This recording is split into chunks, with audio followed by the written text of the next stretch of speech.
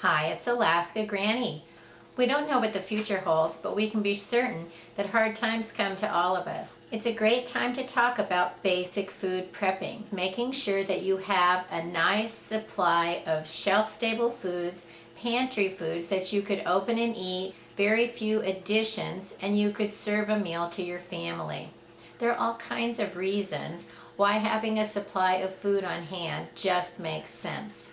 You want to have a nice supply of foods that you know that you and your family are willing to eat. Get a nice variety of things and get multiples of them so that no matter what, you can open your pantry, open a can or a package, and prepare meals in a hurry. Sometimes we're just overscheduled, and being able to get a meal on the table in a hurry can avoid an emergency situation.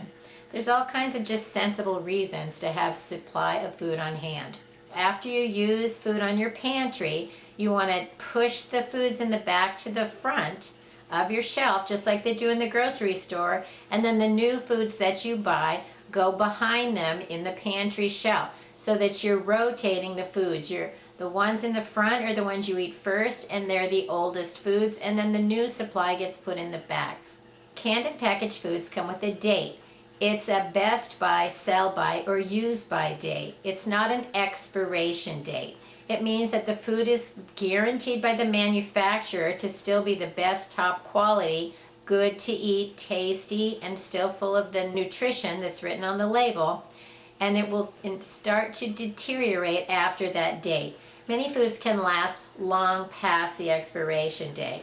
But it's not a good idea to plan to use the foods long after. It's always a good idea, open them up and try them. I have lots of videos about foods that I have prepared long past what some people call the expiration date, but they're not expired. It's the best by, use by, sell by date.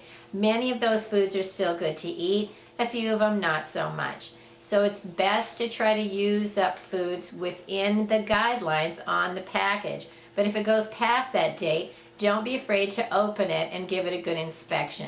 If you ever notice that a can is leaking, something doesn't look right, a package looks maybe like rodents chewed on it, something doesn't smell right, anything that, like if you open a can and it bursts or it smells off or just doesn't look right, if you ever have a bad feeling about it, throw it away. It's only $1 or $2 worth of food, and it's not worth getting sick over trying to get the last cent out of your expired food.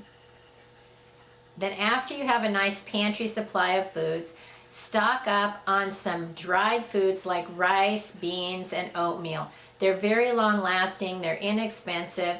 You can add the rice to lots of different things to make a meal go farther. You can soak and cook some beans.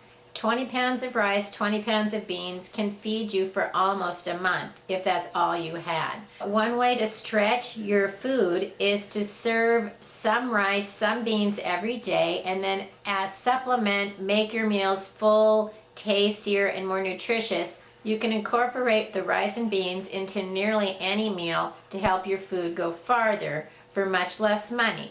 Having a variety is what helps you avoid food fatigue. Make sure that you have a varied diet, and you're probably going to have a better nutritional balance if you're eating a wide variety of foods. Food lasts longest when it's stored in a cool, dry place. You also need to store it out of the light because sunlight degrades your food. White rice can last for at least 30 years, and the same with beans. There are lots of different varieties of beans.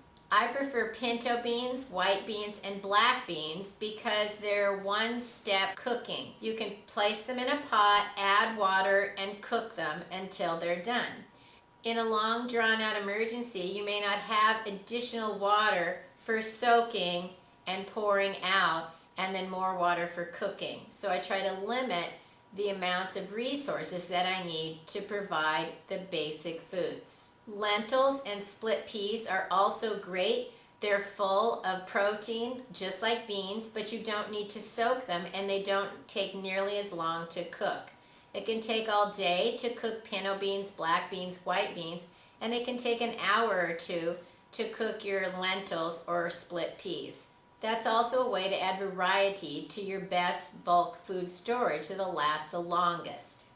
After beans and rice, there are still a wide variety of foods that can last for up to 30 years if you store them in a cool, dry place. Oats can last for nearly forever. Sugar is a great food to store long term, but you need to keep it dry. We need salt in our diet. Lots of times we don't even think about the additions of salt because so much of the foods that we eat on a regular basis are processed and include a lot of sodium. The same as sugar, salt needs to be kept in an airtight container. Pasta can last forever. You do need to store it in a container where it's airtight and it can't be chewed on or infested, but it can last forever and ever. Egg noodles are not going to be the same as pasta or macaroni because it has eggs in it. We don't want to fall into an attitude of gloom and doom, but we don't want to be complacent. You want to be ready to take the next step to make sure that you provided the things that you need to the best of your ability. Then it doesn't matter what comes along.